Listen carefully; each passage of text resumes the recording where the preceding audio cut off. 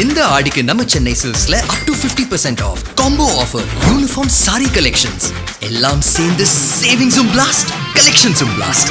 நம்ம தி சென்னை சில்க்ஸ். ஆச்சி மசாலா எந்த சமையலும் ருசி தேடும் ரகசியம் 20 ரூபாய். 2M சினிமாஸ் டி பிக்சர்ஸ் தயாரிப்பில் தயால் பத்மநாபன் இயக்கத்தில் வெற்றி நடிக்கும் லட்சுமிகாந்தன் கொலை வழக்கு ஜூலை 10 முதல் திரையரங்குகளில். சார், நிர்மல் குமார் மாதிரி ஒரு பைத்தியங்க பேசுறதுக்குலாம் நாங்கள் பதில் சொல்ல முடியாது சார். சரியான சைக்கோ சார். ஒரு கட்சியிலிருந்து வந்தாங்கன்னா ஒரு கொள்கை தெரியும் சார். 10 கட்சி போய் வந்த பலப்பற்றைகளுக்கெல்லாம் நாங்கள் பதில் சொல்ல முடியாது சார். கன்னியாகுமரி மாவட்டம் தென்தாமரை குளத்தில் சபரிவர்மன் என்கின்ற ஒரு மாற்றுத்திறனாளி சகோதரரை படுகொலை செய்திருக்கிறது இந்த விஜய் அரசு. மாற்றத்தை நோக்கி வந்திருக்கக்கூடிய இந்த விஜய் அரசில் பிண நாற்றங்கள் எடுத்துக்கொண்டிருக்கிறது. ஒரு சாதாரணமாக 200 கிராம் குட்கா வைத்திருந்ததாக சொல்லி பெட்டிக்கடை வைத்திருக்கின்ற திரு சபரிவர்மன் என்பவரை விசாரணைக்காக அழைத்து சென்ற காவல்துறை கடந்த 9ஆம் தேதி வியாழக்கிழமைக்கு விசாரணைக்கு அழைத்து சென்று விசாரித்துவிட்டு வீட்டிற்கு அனுப்பியது. 10ஆம் தேதி அன்று அந்த சபரிவர்மனுடைய அலைபேசியை வந்து வாங்கிட்டு போக சொல்லி சொன்ன காவல்துறை அதை பெறுவதற்காக காவல் நிலையத்திற்கு சென்ற சபரிவர்மனை கைது செய்வதாக சொல்லி, பிறகு சபரிவர்மன் வீட்டுக்கு வந்து அவருக்கு உண்டான உடைகளை எடுத்து செல்லுகிற போது குடும்பத்தாரிடம் என்னை காவல்துறை கைது செய்திருக்கிறது என்று சொல்லிவிட்டு சென்றார். கைது செய்து சிறையில் அடைப்பதற்கு முன்பு ஜுடிஷியல் மேஜிஸ்ட்ரேட் முன்பு ஆஜர்படுத்தப்படுகிற குற்றவாளிகளை மெடிக்கல் ஃபிட்னஸ் வாங்கின பிறகு தான் கொண்டு போய் ஜுடிஷியல் மேஜிஸ்ட்ரேட்டிட்ட கொடுத்து medically is fit to remand அப்படின்னு வாங்கின பிறகு தான் சிறைச்சாலைக்கு அனுப்ப முடியும். அப்படி மெடிக்கலி ஃபிட் என்கின்ற சர்டிஃபிகேட்டை வாங்கிய பிறகு 9ஆம் தேதி அன்னைக்கு சிறைச்சாலைக்கு அனுப்பப்பட்ட சபரிவர்மனை 10ஆம் தேதி வெள்ளிக்கிழமை அந்த குடும்பத்தினர் சிறைச்சாலையில் சென்று சந்திக்கிறார்கள். அவர் நலமுடன் இருக்கிறார், நன்றாக பேசுகிறார், எந்த விதமான காயமோ அல்லது போலீஸ் சிறைச்சாலையில் தாக்கியதற்காக எந்த புகாரும் அவர் தெரிவிக்கவில்லை. ஆனால் 13ஆம் தேதி அன்று ஜெயிலிருந்து போலீஸ் மூலமாக இவங்க வீட்டுக்கு அலைபேசி மூலம் தொடர்பு கொண்டு சபரிவர்மன் வந்து உடல்நிலை குறைவாக மருத்துவமனையில் அனுமதிக்கப்பட்டிருக்கிறான்னு சொல்லி தகவல் கொடுக்கப்படுகிறது. அதன் பிறகு மருத்துவமனைக்கு போன இந்த குடும்பத்தார் அவரை பார்க்குறதுக்கு அனுமதி கேட்டால் கொடுக்கல. ரொம்ப நேரம் போராட்டத்துக்கு பிறகு மார்ச்சில் இருக்கிறதா சொன்னபோது அந்த குடும்பம் அதிர்ச்சிக்குள்ளாகிறது. அதன் பிறகு இவர் இறந்து விட்டார் என்ற செய்தியே அதன் பிறகு தான் இவர்களுக்கு தெரிகிறது. 10ஆம் தேதி நல்லா இருந்த அந்த சபரிவர்மன் 13ஆம் தேதி மரணம் அடைந்ததாக வந்து காவல்துறை தெரிவித்த பிறகு நேற்றைக்கும் இன்றைக்கும் அந்த இடத்துல மிகப்பெரிய ஒரு போராட்டம் இந்த குடும்பத்தால் நடத்தப்பட்டு வருகிறது. அது ஊடகங்களில் சில தொலைக்காட்சிகள் வந்தது, பல தொலைக்காட்சிகள் வந்ததா என்றால் எங்களுக்கு தெரியவில்லை, நாட்டு மக்களுக்கு தெரியவில்லை. ஆனால் இது ஒரு புறம் நடந்து கொண்டிருக்கும் போது தான் சினிமா ஷூட்டிங்கை எடுத்துக்கொண்டிருக்கிறார் நம்முடைய முதலமைச்சர் அவர்கள். பெரம்பூரிலே வீதியில் வலம் வருவது போன்றும் அரிசியை ரேஷன் பொருட்களிலே கொடுப்பது போன்றும் இந்த சம்பவம் நடைபெற்றிருக்கிறது என்பது மாண்புமிகு முதலமைச்சருக்கு உளவுத்துறை தெரிவித்திருக்கிறது. இந்த சம்பவத்தை திசை திருப்புவதற்காக எல்லா கேமராக்களும் தன் முகத்தை பார்க்க வேண்டும் என்பதற்காக இத்தகைய பெரம்பூருக்கு செல்லுகிற அந்த விஜயத்தை திரு விஜய் அவர்கள் மேற்கொண்டிருக்கிறார்கள். நாங்கள் ஆரம்பத்திலிருந்து திராவிட முன்னேற்ற கழகம் சொல்லுவதெல்லாம் டைவர்டிக் பாலிடிக்ஸை மட்டும்தான் இந்த அரசு செய்து கொண்டிருக்கிறது. 200 கிராம் குட்கா வைத்திருந்த ஒரு மாற்றுத்திறனாளிகளை அடித்து கொலை செய்திருக்கிறது இந்த காவல்துறை. ஆனால் 40 கோடி ரூபாய் லஞ்சம் குட்கா விற்பனை செய்தவர் முதலாளியிடமிருந்து லஞ்சம் பெற்ற குட்கா விஜயபாஸ்கரை தன் பக்கத்திலே வைத்து சிவப்பு கம்பளம் விரித்திருக்கிறது. இதுதான் இந்த விஜய் அரசினுடைய மாற்றம். திராவிட முன்னேற்ற கழகம் ஆட்சியில் இருக்கும்போது எங்களுடைய முதலமைச்சர் பொறுப்பில் இருக்கிற போது சிவகங்கை மாவட்டத்தில் இருக்கக்கூடிய மடப்புரம் கோவில் காவலாளி திரு அஜித்குமார் தாக்கப்பட்டு மரணமடைந்தார் என்ற ஒரு செய்தி வந்தபோது அன்னைக்கு இந்த திரு விஜய் என்ன செஞ்சார்? மேடை போட்டு பேசினார், அந்த குடும்பத்தாரை மேடையில் ஏற்றினார். எங்களுடைய அன்றைக்கு முதலமைச்சராக இருந்த நம்முடைய திராவிட முன்னேற்ற கழக தலைவர் நடந்த சம்பவத்திற்கு பொறுப்பேற்று அந்த குடும்பத்தாரிடம் மன்னிப்பு கேட்டார். அப்போ என்ன பேசினார் இந்த விஜய்? சாரி வேண்டாம் சார், எங்களுக்கு நீதி வேண்டும் தான் என்று சொன்ன விஜய் இன்றைக்கு ரீல்ஸ் வேண்டாம், எங்களுக்கு நீதி வேண்டும் என்று தமிழ்நாட்டு மக்கள் கேட்டுக்கொண்டிருக்கிறார்கள். நீதிமன்றத்தினுடைய நேரடி கண்காணிப்பில் எஸ்ஐடி வைத்து அந்த அஜித்குமார் வழக்கை விசாரிக்க வேண்டும் என்று கோரிக்கை வைத்தார் திரு விஜய். இன்னைக்கு இந்த சம்பவத்திற்கு என்ன பொறுப்பேற்க போகிறார் முதலமைச்சர்? ஆனால் அன்றைக்கு முதலமைச்சராக இருந்த திராவிட முன்னேற்ற கழகத்தினுடைய தலைவர், இது காவல்துறையின் மீது சுமத்தப்பட்டிருக்கிற குற்றச்சாட்டு, எனவே காவல்துறையை இது விசாரித்தால் மக்கள் மத்தியிலே சந்தேகம் ஏற்படும், அவற்றை பொதுவான ஒரு அமைப்பான சிபிஐக்கு தானாக முன்வந்து சிபிஐ விசாரணைக்கு உத்தரவிட்ட முதலமைச்சர் அவர் எங்கே? இன்றைக்கு கண்டும் காணாமல் இவற்றை பற்றி வாய் திறக்காமல் ஓடு ஓடு ஓடு என்று ஓடுகிற முதலமைச்சர் எங்கே? கரூரிலே எங்களை பார்த்து திராவிட முன்னேற்ற கழகத்தை பார்த்து ஓடுகிறார்கள் என்று சொன்னார்கள். ஆனால் இன்றைக்கு இந்த பிரச்சனையை கண்டு ஓடிக்கொண்டிருக்கிற இந்த விஜய் அரசாங்கம் ஓடுகிற மாடல் அரசா இல்லை பிரச்சனைகளை கண்டு பதுங்குகிற அரசா என்கிற கேள்வி தமிழ்நாட்டு மக்கள் மத்தியில் இருந்து கொண்டிருக்கிறது. தாவேக அரசு பொறுப்பேற்ற இந்த 60 நாளில் மட்டும் ஏறத்தாழ 4 சம்பவங்கள் இதுபோல் நடந்திருக்கு. மது போதையில் தகராறு செஞ்ச வெங்கடேஷ் என்கிற சென்னை எம்ஜிஆர் நகரில் காவலாளி பிடிச்சி கைது செய்கிறாங்க, விசாரிக்கிறாங்க. அடுத்த நாள் அவர் உயிரிழக்கிறார். அதே போல் திருச்சியில் ஒரு சம்பவத்தில் ஸ்ரீராம் போலீஸ் ஸ்டேஷன், ஸ்ரீராம் என்பற போலீஸார் விசாரணைக்கு கூட்டிகிட்டு போய் விசாரித்த பிறகு அடுத்த நாள் அவர் வீட்டில் தூக்கு போட்டுக்கிறார். கிருஷ்ணகிரியில் ஒரு 17 வயசு சிறுவன்கிட்ட ஒரு காவலாளி தகராறு பண்ணு செல்ஃபோனை பறிமுதல் செய்கிறாரு. அதுக்கு பிறகு அந்த சிறுவன் போய் தற்கொலை செய்துக்கிறாங்க. தென்காசி அருகே சிவகிரியில் காவல் நிலையத்தினுடைய எல்லைக்குட்பட்ட ஒரு பகுதியில் அந்தோணிராஜ் என்கின்ற ஒரு முதியவரை விசாரணைக்கு அழைத்து டார்ச்சர் செஞ்ச காரணத்தினால அவர் தற்கொலை செய்துகிறார். இப்படி 60 நாட்களில் 4 தற்கொலைகள், 4 போலீஸ் டார்ச்சர்களால் மரணங்கள் ஏற்பட்டிருக்கிறது. என்ன ஆளுக்கு ஒரு சட்டம், ஆளுக்கு ஒரு நீதி, ஆளுக்கு ஒரு நியாயமா? சட்டம்னா எல்லாருக்கும் சமமானது தான். ஆனால் தாவேகா காரங்களுக்கு ஒரு சட்டம், மற்றவங்களுக்கு ஒரு சட்டம். ஈரோடு பவானி பகுதியை சேர்ந்த திரு அருண் என்பவர் ஒரு குட்காவை 140 கிலோ குட்காவை கடத்துகிறாரு.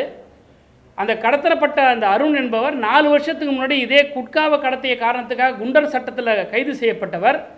மீண்டும் 4 வருஷம் கழித்து இன்றைக்கு இந்த ஆட்சியில் இதே போன்ற குற்ற நடவடிக்கையில் ஈடுபட்ட போது அவரை ஸ்டேஷன் பெயிலில் விடுறாங்க. காரணம் தாவேகாவுடைய நிர்வாகி. இதே போல் இன்றைக்கி குளித்தலையில் நீங்கள்லாம் பார்த்துருப்பீங்க, மாற்றுத்திறனாளி சகோதரர் ஒருத்தவர் ஒரு தவறான பதிவை போட்டுட்டார். அந்த பதிவுக்கு மன்னிப்பு கேட்குறார். மன்னிப்பு கேட்ட பிறகு கூட மாற்றுத்திறனாளி என்றும் பார்க்காம அவரை கைது செய்கிறாங்க. ஆனால் நீதிமன்றம் ரிமாண்ட் பண்ணாமல் அவங்க அனுப்புகிறாங்க, நீதிபதி அனுப்புகிறாங்க. ஆனால் அதே குளித்தலை பகுதியில் ஒரு பெண்ணுக்கு பாலியல் தொல்லை செய்த தாவேகாவுடைய ஒன்றிய செயலாளர், அவர் மேலே இதுவரைக்கும் வழக்கு தொடுக்கல, அவர் கைது செய்யலை. ஆனால் பொதுமக்களே போய் அவரை வீடு பூந்து அடிச்சிருக்கிறாங்க. இதையெல்லாம் ஆளுக்கு ஒரு சட்டமும் மற்றவங்களுக்கு ஒரு நீதி, தாவேகா காரங்களுக்கு ஒரு நீதியாக இருக்குது. நாங்கள் மீண்டும் மீண்டும் சொல்கிறோம், ஸ்ரீவைகுண்டம் சட்டமன்ற உறுப்பினர் திரு சரவணன் பாலியல் குற்றச்சாட்டுக்குள் ஆகியிருக்கிறார். அந்த கட்சியை சேர்ந்த, அந்த அமைப்பை சேர்ந்த அந்த ரசிகை பெண்மணியே குற்றம் சுமத்தியிருக்கிறாங்க. இது வரைக்கும் அவர் மேலே எந்த விதமான நடவடிக்கை இல்லை. ஆனால் வேடிக்கைன்னா 2 போலீஸ் பாதுகாப்போடு இப்போ போகிறார். ஒருவேளை பாலியல் குற்றம் இவர் செஞ்சிடக்கூடாதுன்றதுக்காக பாதுகாப்பு கொடுக்கப்பட்டதா, இல்லை ஒரு செய்யக்கூடிய எல்லா குற்ற செயலுக்கும் போலீஸ் பாதுகாப்போடு செய்யட்டுங்கிற நோக்கத்தோடு விஜய் அனுப்பியிருக்கிறாரான்றது எங்களுக்கு தெரியல. இதே மாதிரி திருப்பூரில் ஒரு 10 லட்சம் மதிப்பிலான கஞ்சாக்களை கடத்தி சென்ற தாவேகாவுடைய நிர்வாகி கைது செய்யப்பட்டு அவங்களுக்கு எந்த விதமான டார்ச்சரும் நடத்தலை. ஏன்னா அவங்க தாவேகா நிர்வாகி. சாதாரண சாமானியமாக இருக்கிறவங்க தான் அவங்க போலீஸ் டார்ச்சர் பண்ணுவாங்க. இதையெல்லாம் தடுக்கிறதுக்கு துப்பில்லாத விஜய் அரசு ஒரு சாதாரண சாமானிய ஒரு 200 கிராம் குட்கா வைத்திருக்கக்கூடிய ஒரு மாற்றுத்திறனாளியை இன்றைக்கி கைது செய்து அவரை சிறைச்சாலைக்கு அனுப்பி கொலை செய்திருக்கிறது. கொலைப்பழியை இன்றைக்கு இந்த விஜய் அரசு மேலே நாங்கள் குற்றம் சுமத்துகிறோம். இதை சுமத்துவதற்கு திராவிட முன்னேற்ற கழகத்திற்கு தார்மீக பொறுப்பு இருக்கிறான்னு கேட்டால் இருக்குது. எங்களுடைய அரசாங்கத்தில் இப்படிப்பட்ட ஒரு குற்றச்சாட்டு நடந்தபோது இதே அஜித்குமாருடைய வழக்கில் கொலை வழக்காக முதலில் இந்தியாவில் அரசே காவல்துறையின் மீது 302 செக்ஷன் ஃபைல் பண்ண ஒரே ஆட்சி திராவிட மாடல் ஆட்சி. ஆனால் இன்றைக்கு இந்த ஜெயிலர் அண்ட் வார்டன், அந்த சிறைச்சாலை இருக்கக்கூடிய ஜெகன் மற்றும் சிவகுமார் 2 பேர் ஜெயிலர்ஸ் அண்ட் வார்டன்ஸ், இவங்க 2 பேரை இதுவரைக்கும் கைது செய்யலை. இன்றைக்கு அந்த அந்த அந்த சவம், அந்த பிணம் இன்றைக்கு மார்ச்சூரில் இருக்குது. மேஜிஸ்ட்ரேட் வந்து இந்த மார்ச்சூரில் பார்த்துருக்கிறார். காயங்கள் இருக்கிறது, கால்கள் கட்டப்பட்டிருக்கிறது, கைகள் தாக்கப்பட்டிருக்கிறது, ஆண் உறுப்பில் அவருக்கு காயம் ஏற்பட்டிருக்கிறது, நெஞ்சிலே காயம் ஏற்பட்டிருக்கிறது. இவையெல்லாம் மேஜிஸ்ட்ரேட் இன்றைக்கு ரெக்கார்ட் பண்ணியிருக்கிறார் அவருடைய ஸ்டேட்மெண்ட்டில். ஆக ஒரு சாதாரண ஒரு குற்றவாளி கைது செய்யப்பட்டு சிறைச்சாலைக்கு சென்ற பிறகு எப்படி மரணம் ஏற்படும் என்பதற்கு இதுவரை இந்த அரசு வாய் திறக்கவே இல்லை.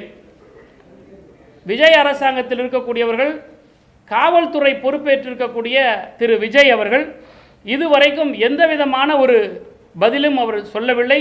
இந்த ஒரு சம்பவம் நடந்திருக்கிறதா என்பது கூட அவருக்கு தெரியுமா என்பது எங்களுக்கு சந்தேகமாக இருக்குது.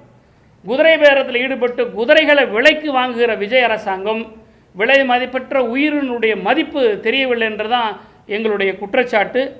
குற்றவாளி தாவேக்கா என்ன ஜாமீன் கொடுக்கறது, மற்றவர்கள்னா அவங்களுக்கு சாவு கொடுக்கறது, நல்லவர்கள் பணியாற்ற வேண்டிய காவல்துறையா இல்லை பொல்லாத விலங்குகள்லாம் வாழுகிற இந்த இருள் காடான்ற ஒரு சந்தேகம் நாட்டு மக்கள் மத்தியில் இருக்கிறது. எனவே திரு விஜய் அரசாங்கம் உடனடியாக இந்த சிறைச்சாலையில் இருக்கக்கூடிய அதிகாரிகள் மீது நடவடிக்கை எடுக்கவில்லை என்று சொன்னால், அவர்கள் மீது கொலை வழக்கு பதியப்படவில்லை என்று சொன்னால், அவர்களை கைது செய்யவில்லை என்று சொன்னால், சாரி வேண்டாம் நீதி வேண்டும் என்று கேட்ட திரு விஜய் அவர்களை பார்த்து நாங்கள் சொல்லுகிறோம், நீங்கள் ரீல்ஸ் முதலமைச்சராக இருக்காமல் நீதியை வழங்குகிற முதலமைச்சராக, ரியல் முதலமைச்சராக இருக்க வேண்டும் என்று தான் நாங்கள் வலியுறுத்துகிறோம். நீங்கள் இவ்வளவு காலம் சினிமாவில் நடித்து கொண்டவர்களாக இருக்கலாம் விஜய் ப்ரோ, நீங்கள் சினிமாவில் ஹீரோவாக இருக்கலாம், ஆனால் ஆட்சி அதிகாரத்தில் இன்றைக்கி ஜீரோவாக இருக்கீங்க. நாட்டு மக்கள் கேட்கக்கூடிய கேள்விக்கு தைரியமாக பத்திரிகையாளர்களை சந்தித்து பதில் சொல்லுங்கள். பாதிக்கப்பட்ட குடும்பத்துக்கு உரிய நீதியை வழங்குங்க.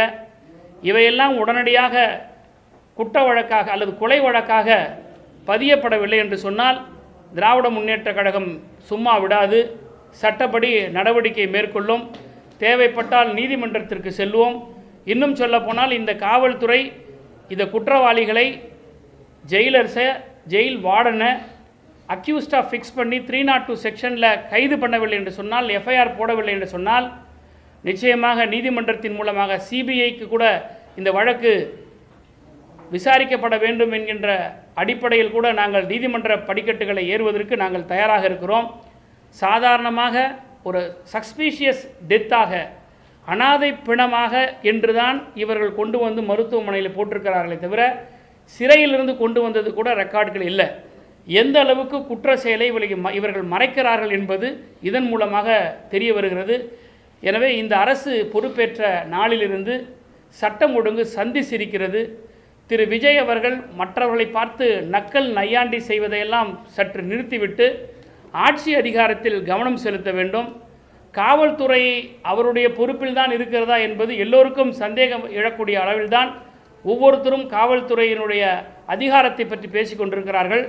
கரூர் சம்பவத்திலே கூட திரு ஆதவ் அர்ஜுனா அவர்கள் காவல்துறையை குற்றம் சுமத்துகிறார் என்று சொன்னால், உங்கள் கேபினெட்டில் இருக்கக்கூடிய உங்கள் மினிஸ்டரே காவல்துறையை குற்றம் சுமத்துகிற அளவுக்கு தான் உங்கள் ஆட்சி லட்சணம் இருக்கிறது. எனவே உடனடியாக இந்த ஜெயிலர்ஸை, வார்டனை, சிறைத்துறை அதிகாரிகளை கைது செய்ய வேண்டும். இதற்கு சம்பந்தப்பட்ட காவலாளர்களை கைது செய்ய வேண்டும். இல்லையென்றால் திராவிட முன்னேற்ற கழகம் இவற்றை சிபிஐ விசாரிப்பதற்கு நீதிமன்றத்தை நாடுவதற்கும் தயங்காது. இல்லை எதனா எந்த ஒரு குற்றச்சாட்டுக்கும் அரசாங்கம் பதில் சொல்லி, அதாவது இது பழனி கோயிலுக்கு, தண்டாயுதபாணி கோயிலுக்கு கொடுக்கப்பட்ட நிலம். அது அந்த நிலத்தை கார் பார்க்கிங்காக நிர்வாகம் பயன்படுத்திடுது.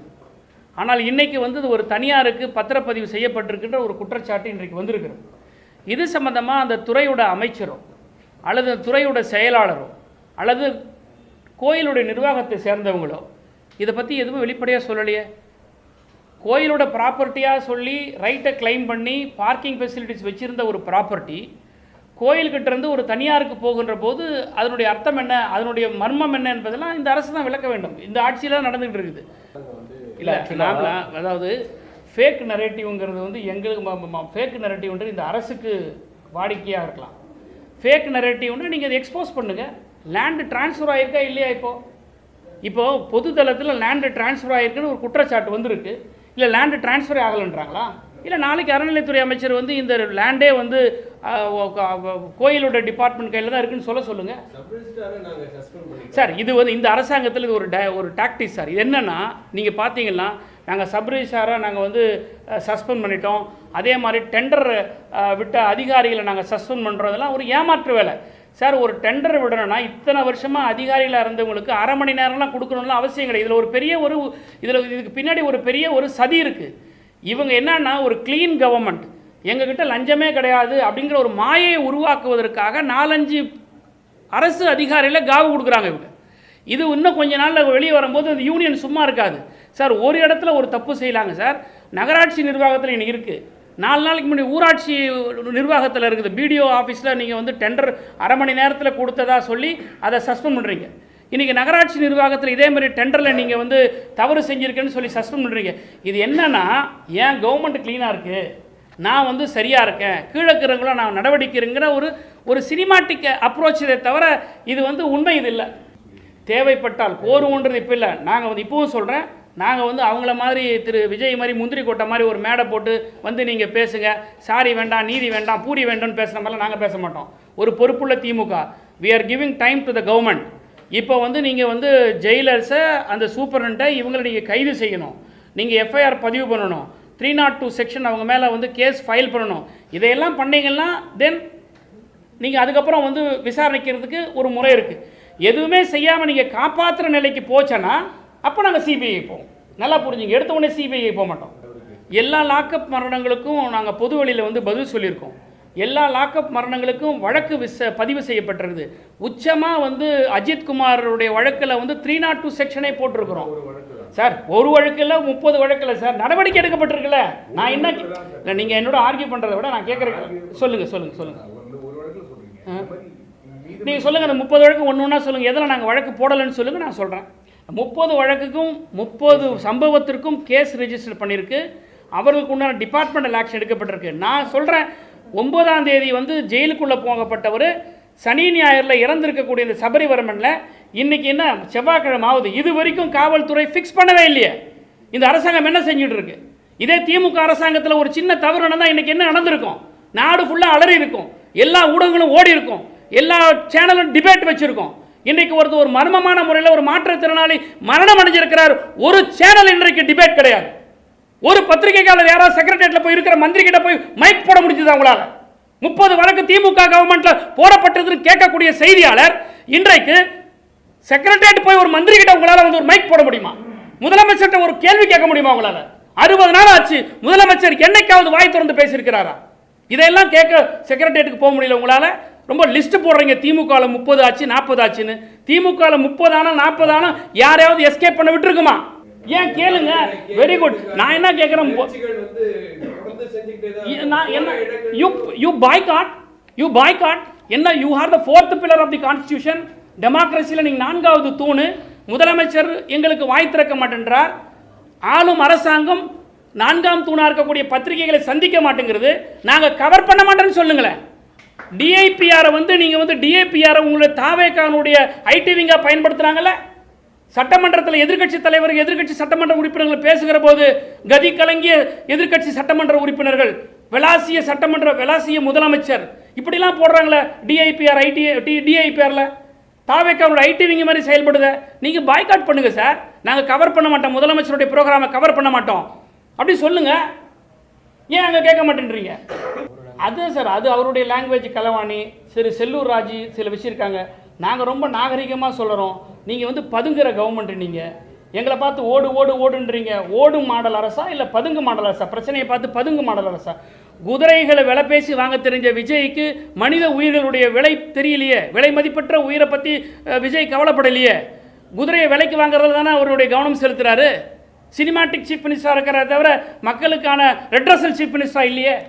தயவுசெய்து போங்க சார். நான் என்ன கேட்குறேன், இன்றைக்கி பத்திரிகையாளரை பார்த்து கேட்குறேன், ஒரு டேவை ஃபிக்ஸ் பண்ணிங்க, சீஃப் மினிஸ்டர் சந்திக்க சொல்லுங்கள் சார். ஜனநாயக நாடு இது. சார் நிர்மல் குமார் மாதிரி ஒரு பைத்தியங்க பேசுறதுக்குலாம் நாங்கள் பதில் சொல்ல முடியாது சார். சரியான சைக்கோ சார். ஒரு கட்சியிலிருந்து வந்தாங்கன்னா ஒரு கொள்கை தெரியும் சார். 10 கட்சி போய் வந்த பலப்பற்றைகளுக்கெல்லாம் நாங்கள் பதில் சொல்ல முடியாது சார். அனல் பறக்கும் செய்திகளை அப்டேட் செய்து கொள்ள நக்கீரன் களத்தை இப்பவே சப்ஸ்கிரைப் பண்ணுங்க.